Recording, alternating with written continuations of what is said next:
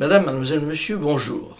J'ai le plaisir de vous présenter aujourd'hui notre émission Entre nous soit dit, dont c'est le numéro 126, et nous sommes le 29 janvier de l'an de grâce 2013. J'ai le plaisir d'accueillir aujourd'hui un des plus grands penseurs de notre époque, Philippe Nemo, bonjour. Bonjour. J'ai heurté immédiatement votre modestie, mais gardez votre modestie à l'abri, car j'assume mon opinion. Cher Philippe Nemo, vous êtes le philosophe bien connu, un écrivain, vous avez écrit des livres très importants, et aujourd'hui, je souhaitais que nous nous entretenions, et ce qui m'en a donné l'idée, c'est un article que vous venez de publier dans Valeurs Actuelles, qui est encore en vente d'ailleurs jusqu'à jeudi, à propos de l'état de droit. Alors ça peut paraître un sujet un peu difficile pour certains. Les gens ont parfois un peu tendance à décrocher quand il s'agit d'affaires de droit ou autre, mais en réalité, c'est un sujet à la fois très simple, même s'il peut être compliqué dans les détails, et très important pour chacun d'entre nous, car l'état de droit, c'est tout simplement la façon dont nous vivons, nous, citoyens français, ou même pas citoyens, d'ailleurs, les personnes qui vivent en France, ont un environnement de lois, d'habitudes, de règlements et autres dont ils doivent tenir compte pour assumer leur liberté. Alors précisément, dans votre article, vous avez en quelque sorte fait une critique assez fondamentale du Conseil constitutionnel français, indiquant que, avec un certain nombre d'exemples, qu'il avait tendance à se fonder beaucoup plus sur des raisonnements d'opportunité que sur des grands principes, et vous preniez l'exemple inverse, celui de la Cour constitutionnelle américaine, la Cour suprême, qui, elle, raisonne en grands principes, ce qui donne d'ailleurs une assez grande sécurité juridique aux États-Unis, même si tout n'est pas parfait. Alors, au fond, que reprochez-vous vraiment au Conseil constitutionnel français ? D'abord, si j'ai fait cet article, c'était pas pour critiquer unilatéralement le Conseil constitutionnel, c'était pour modérer un peu les louanges qui lui avaient été apportées par beaucoup de gens à droite, après ces récentes décisions, qui ne sont pas nulles, puisque il rend impossible un certain type et un certain montant de prélèvements opérés par les voleurs socialistes. Hein. Vous visez la fameuse taxe à 75%. Non, pas seulement. Non, d'autres aussi. Quand les socialistes sont arrivés, ils ont fait d'abord un collectif budgétaire, ou oui. une loi intermédiaire, au cours de laquelle ils ont créé ne pouvant pas augmenter en cours d'année l'impôt sur la fortune, ils ont créé une contribution exceptionnelle, une nouvelle contribution exceptionnelle qui revenait au même, sauf qu'il n'y avait même plus de plafonnement. Bon, et alors cette mesure a été soumise au Conseil constitutionnel par la minorité parlementaire, et de la même façon, lorsque la loi de finances a été définitivement votée, les parlementaires de la minorité ont saisi le Conseil constitutionnel pour qu'il se prononce sur la constitutionnalité de ce texte. Et donc, deux fois, à peu de semaines de différence, le Conseil constitutionnel a été amené à trancher. Et alors, il a déclaré non conforme à la Constitution un certain nombre de mesures, et ce n'est pas nul. Alors, la question est de savoir si le pouvoir va les appliquer. parce que le Conseil constitutionnel déclare non constitutionnel des nouvelles mesures, mais s'il le fait au nom d'une certaine conception de ce qu'il faudrait faire, c'est pas encore lui qui fait la loi qui va aller dans ce sens, si vous voulez. Le pouvoir politique n'a quand même pas beaucoup de choix, au moins en ce qui concerne les deux décisions que vous venez de citer. Alors, il n'a pas le choix, puisque les arrêts ou les décisions du Conseil constitutionnel sont sans appel. Hein. Oui. Et donc, les articles de loi qui avaient été votés et promulgués sont réputés n'avoir jamais existé. Bon. Alors, mais là où je suis plus sceptique, c'est que alors il y avait des mesures assez importantes du genre, il doit y avoir un plafond de 75%, et dans ce plafond de 75%, il faut compter tous les vrais revenus, et non pas les revenus latents que la loi introduisait. Bon, alors la question est de savoir comment Bercy va arranger tout ça après, parce que j'attends de voir, enfin, les gens visés par ces impôts confiscatoires peuvent avoir de sérieuses raisons de douter que ça va se traduire par une diminution nette de leurs impôts. Mais enfin, pour être précis pour nos téléspectateurs, ce que les gens ont salué, parce que la presse, une partie de la presse de droite d'ailleurs, et des hommes politiques de droite ont salué dans cette décision, c'est la définition du montant du taux confiscatoire. Ouais. Et alors, je trouve ça vraiment extraordinaire, dans un pays comme la France, qui devrait avoir un minimum de raison, de juger que le Conseil constitutionnel a fait une œuvre importante en considérant qu'on pouvait aller jusqu'à 70%. 75, non.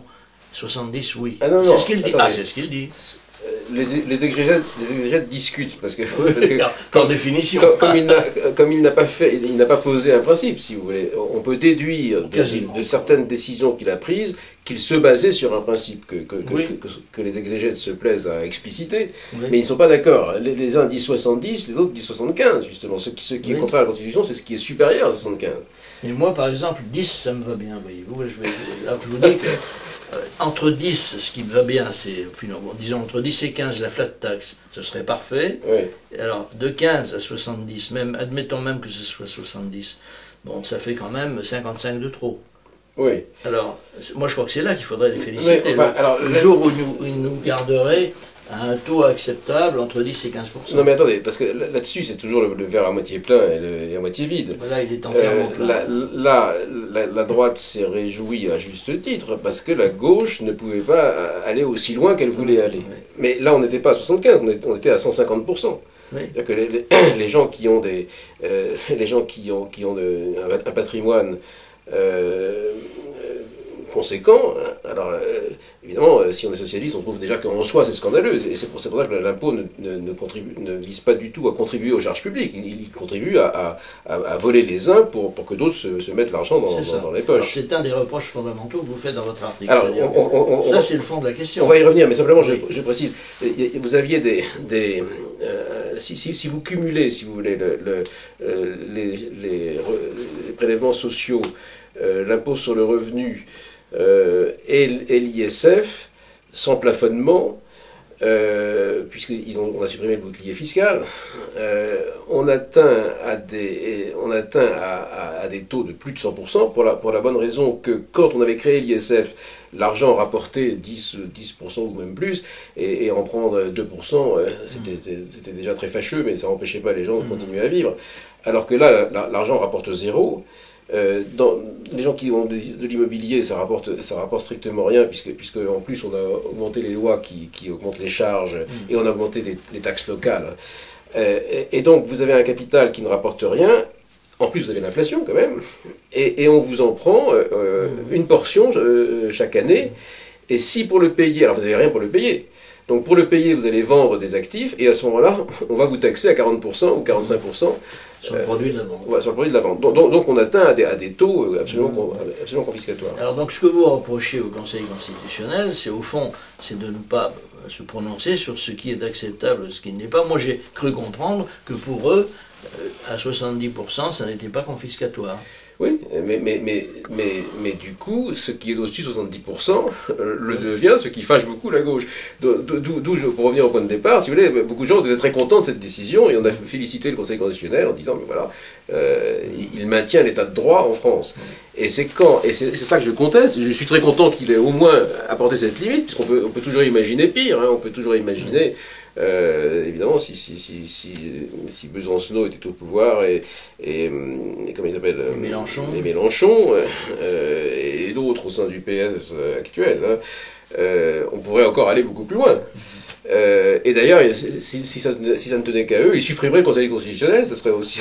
Bien sûr. ça serait... Ils supprimeraient peut-être les Français aussi, parce que s'ils les dérangent pour organiser une société digne de ce nom.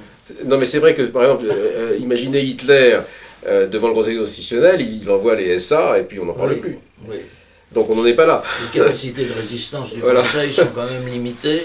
Je ne sais pas si vous les connaissez physiquement, moi j'y suis allé au Conseil. Oui, parce que j'ai eu l'occasion de soutenir une question prioritaire de constitutionnalité avec notre avocate. Oui. Et c'est une petite volée de moineaux, ils discutent pendant que les gens parlent, pendant que les gens exposent le dossier. Non, il y a un Ah, vous avez été reçu en séance plénière? Oui, oui. C'est un climat très particulier, vous savez. Bon, et alors, quand vous les désignez, ces braves gens, enfin, vous les dépeignez comme étant des gens qui sont désignés par le pouvoir politique, bah, vous avez parfaitement bien ciblé la chose. Ce ne sont pas des grands juges. Certains l'ont pu l'être. Il y a l'ancien premier président de la Cour de cassation, il y a un certain nombre de juristes. J'ai des informations précises. Ils sont une douzaine, 1, 2, 3... Ils sont neuf. Ah non, non, attendez, parce qu'il y a les présidents de la République. Plus les trois présidents qui siègent plus ou moins. Ils sont 12 au total si les trois présidents sont là. Eh bien, sur ce nombre, il y a plus de la moitié d'hommes politiques. Je parle des 12. Hein. Et les autres sont des fonctionnaires, sauf un. Il y a un seul vrai magistrat, en fait. Oui, c'est l'ancien premier président de la Cour de cassation. C'est Guy Canivet. Voilà, Guy Canivet, qui était d'ailleurs un grand magistrat. Non, mais attendez, les autres ont plein de qualités aussi. C'est le seul qui m'a répondu un jour quand j'étais candidat à la présidence de la République. Je lui ai écrit, ainsi qu'à quelques autres, pour exercer mes droits constitutionnels visant à ce qu'il me rende compte de son administration. C'est la Déclaration des droits de l'homme et du citoyen. Oui, oui. Et les autres m'ont envoyé des brochures, ce qui n'était pas un compte-rendu satisfaisant. Et lui m'a quand même répondu en me disant qu'il me répondrait très volontiers, mais que ses fonctions ne lui permettaient pas d'entrer dans le débat politique. Mais moi, je ne lui demandais pas des choses politiques. Enfin, il avait été courtois, quoi, si vous voulez. Non, mais si vous voulez, pour revenir à la problématique de départ, il y a le verre à moitié plein, à moitié vide, et le verre à moitié plein, on vient d'en parler, c'est-à-dire que ça limite un peu l'arbitraire. Et moi, j'ai voulu faire cet article pour troubler la fête, en quelque sorte, et rappeler que le verre était à moitié vide. Aux trois quarts vide en fait, hein. À savoir que quand on regarde de près ces décisions, on s'aperçoit de leur façon de raisonner. Et c'est très intéressant. Alors là aussi, si vous voulez, ce qui prouve qu'on n'est pas dans l'Allemagne nazie ou dans l'Union soviétique, c'est que ces décisions sont publiques, vous les avez très facilement sur Internet. Et le citoyen un peu éclairé, disons, peut se faire lui-même son opinion. Alors, moi, j'ai lu intégralement les deux décisions. C'était une lecture un peu ardue. Hein. Et je constate, je vois comment ils raisonnent. Alors, je vous donne des exemples que j'ai développés que j'ai donné dans l'article, mais un article de quelques lignes. Donc, par exemple, cette fameuse taxe, cette contribution exceptionnelle destinée à remplacer l'ISF qu'on ne pouvait pas augmenter en cours d'année. Eh bien, les sages, c'est comme ça qu'on les appelle, la déclarent inconstitutionnelle. Inconstitutionnelle, parce qu'elle dépasse 75%. Enfin, elle aboutit à des impositions inadmissibles, et donc il faudrait un plafond pour qu'il n'y ait pas confiscation. Bon, et une fois qu'ils ont déclaré inconstitutionnelle, ils la déclarent constitutionnelle. Alors pourquoi ? Par un coup de baguette magique, parce que c'est à titre exceptionnel. C'est que pour un an, donc on peut peut-être l'admettre. C'est exactement comme si le Conseil constitutionnel avait refusé de déclarer inconstitutionnelle une loi imposant le port de l'étoile jaune aux Juifs, par exemple. Bon, c'est très grave, c'est horrible, c'est raciste, mais pour un an. Hein, donc, si vous voulez, il y a quelque chose du point de vue des principes qui est extraordinaire, parce que la Constitution n'est pas une loi intermittente, c'est la loi fondamentale. Et elle est encore plus permanente que toutes les autres lois, qui sont elles-mêmes permanentes. S'il y a des circonstances exceptionnelles, c'est justement prévu dans la Constitution elle-même. Ça s'appelle l'état de siège et l'article 16. Alors à ce moment-là qu'on déclenche l'article 16. En vertu de l'article 16, le président de la République impose aux redevables de l'ISF une contribution exceptionnelle pour cette année. Bon, très bien. Mais là, non.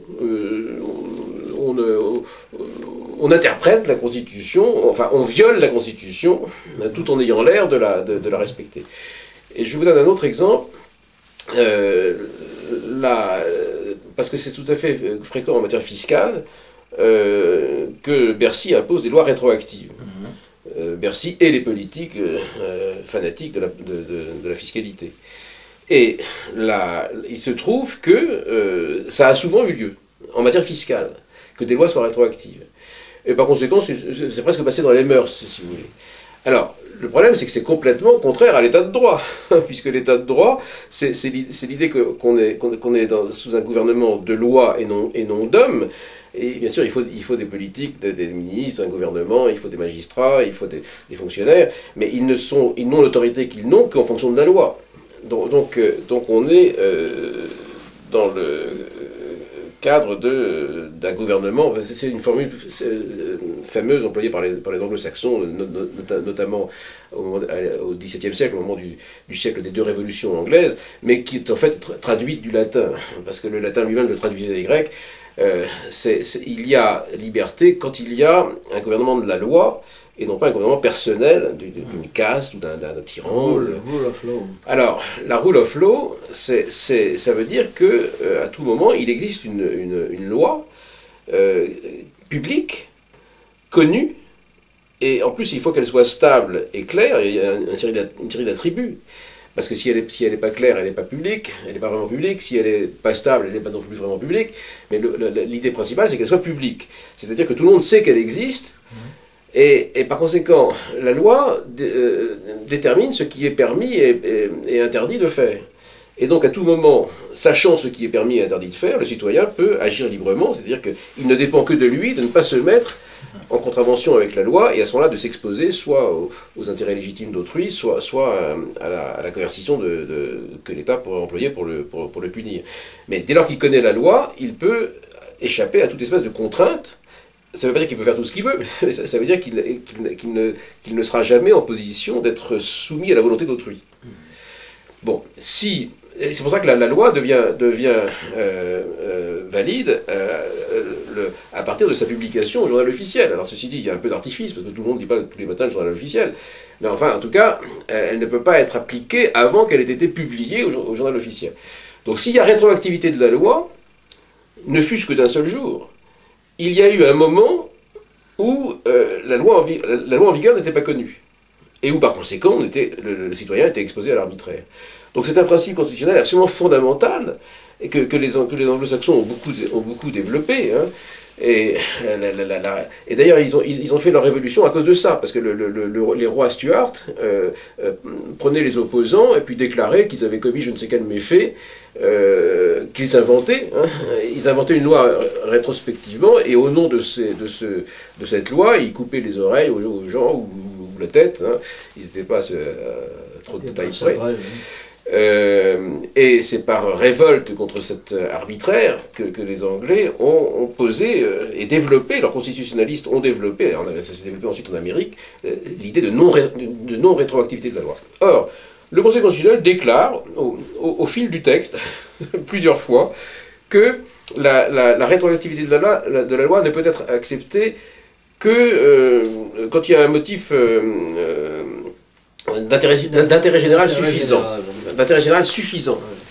Alors, suffisant, eh bien, la loi est toujours d'intérêt général. Donc, on espère qu'il n'y ait pas de loi qui soit faite pour un motif autre que l'intérêt général. On n'ose même pas soupçonner une telle... par exemple, on n'ose même pas soupçonner que la loi sur le mariage pour tous ne soit pas faite par ses promoteurs dans l'intérêt général. Ça serait impie de le supposer.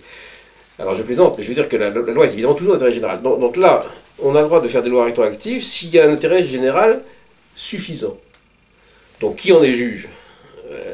Uniquement les membres du Conseil constitutionnel.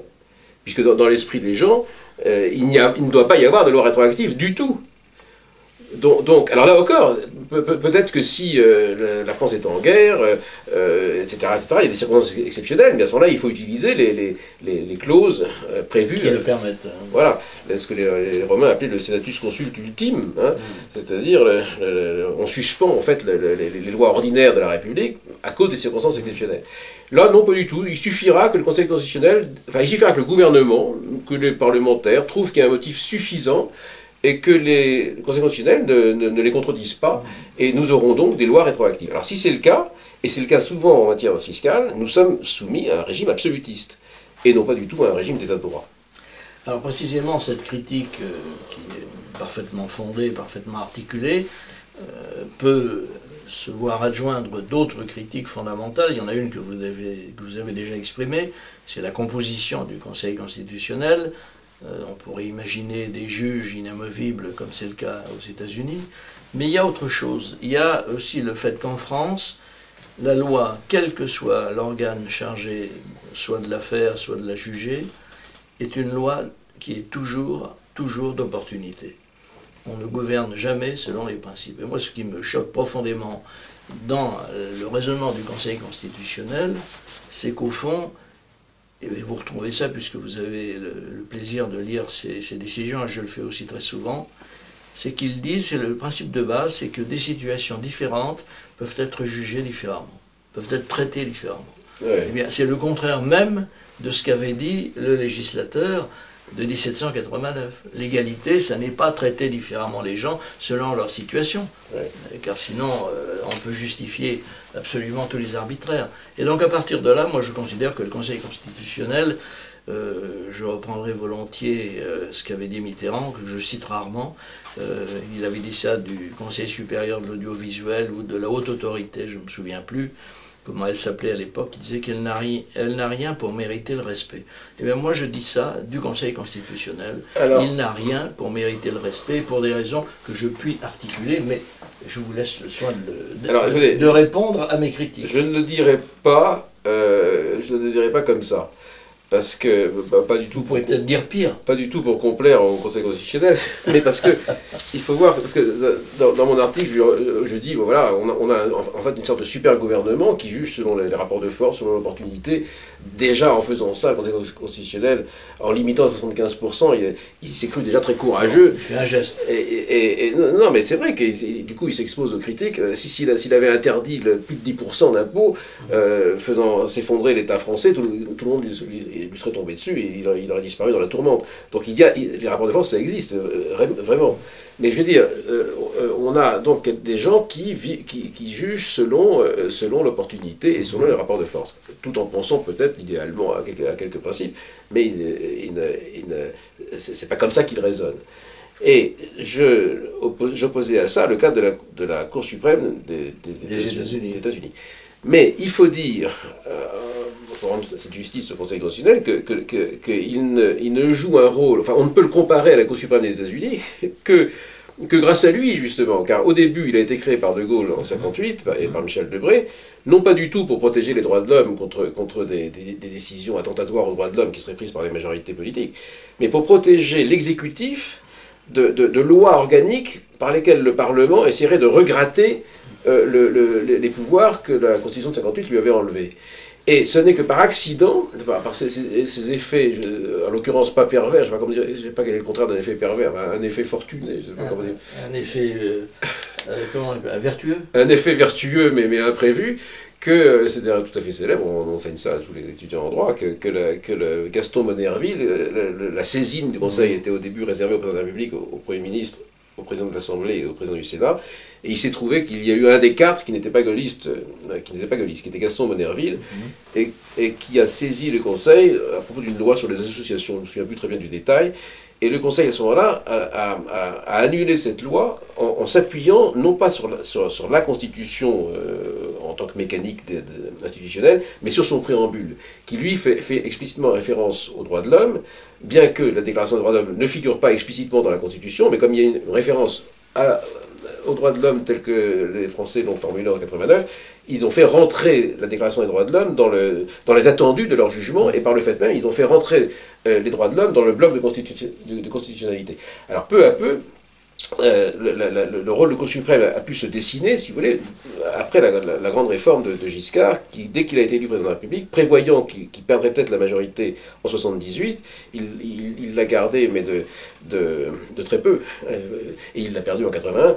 Les socialo-communistes feraient des lois absolument contraires aux droits de l'homme, et si seul le président de l'Assemblée, du Sénat, le président de la République et le président le Premier ministre pouvaient saisir le Conseil constitutionnel, ça ne serait pas suffisant. Et il a donné le droit à 60 députés, 60 sénateurs de le saisir. Donc la minorité... Qui est toujours en vigueur aujourd'hui. Et alors là encore, il y a eu des quantités de dossiers depuis, et du coup, le Conseil constitutionnel est devenu une sorte de Cour suprême. Mais c'est vrai qu'il y a toute une distance à parcourir. On ne part pas du même point de départ que la Cour suprême, des États-Unis. Et, alors, avoir cela, c'est mieux que rien, bien entendu, oui. mais c'est bien moins que ce qu'on pourrait avoir dans un état de droit. Nous sommes actuellement en France dans une situation où, au fond, on ne peut faire confiance à aucune, vraiment oui. confiance à aucune de nos institutions. Mais c'est vrai, parce qu'ils ne croient pas au droit, si vous voulez. Non, c'est ça. ils n'y croient pas. Et c'est la raison pour laquelle, excusez-moi de vous interrompre, mais c'est la raison pour laquelle tous les présidents de la République ont nommé des politiques. Qui sont des gens qui ont plein de qualités. Je veux dire, M. Jacques Barrot, M. Charras, enfin, j'identifie pas bien les qualités de M. Charras, mais on peut supposer qu'il en a. Mais c'est pas du tout des juristes. C'est pas du tout des gens qui raisonnent en termes de principe. Et on a pris l'habitude, et je crois qu'on va attendre un sommet bientôt, puisqu'on parle de nommer Mme Taubira au Conseil constitutionnel. Eh bien, écoutez, ce sera des moments encore joyeux que nous pourrons partager. Alors, j'ajoute également que le président actuel du Conseil constitutionnel, Jean-Louis Debré, écrit des romans policiers et va sur les plateaux d'émissions de variété pour les défendre ou pour en parler. C'est-à-dire qu'en fait, il est devenu un artiste de variété. Et donc, c'est un petit peu ennuyeux pour le juge suprême de se comporter comme ça. On se demande si actuellement le principe de base, on n'est plus dans la Constitution là, mais tout simplement dans les grands principes qui régissent toute société, si notre société n'est pas devenue complètement folle. Qu'est-ce que vous en pensez? Non mais plaise au ciel que M. Debré ne commette que ces péchés-là. Il pourrait faire pire. Eh bien mon cher Philippe Nemo, c'est là-dessus que nous allons conclure. Je vous remercie vivement de votre présence. Naturellement, nous sommes toujours attentifs à vos publications. Est-ce que vous préparez un livre actuellement? Oui, je suis en train d'écrire un livre absolument passionnant qui s'appelle Esthétique de la liberté. Esthétique de la liberté. Oui, pour montrer pourquoi les sociétés libres sont belles et les sociétés de servitude sont moches. Et pas seulement les sociétés totalitaires décrites par Hannah Arendt, Orwell, etc., mais les sociétés demi-totalitaires que sont les sociétés socialistes européennes actuelles. Eh bien, c'est avec une grande impatience que nous attendons la sortie de votre livre, Philippe Nemo. En attendant de vous régaler avec les ouvrages de Philippe Nemo, Madame, Mademoiselle, Monsieur, merci de nous avoir suivis. Bon courage à tous, à bientôt et vive la France.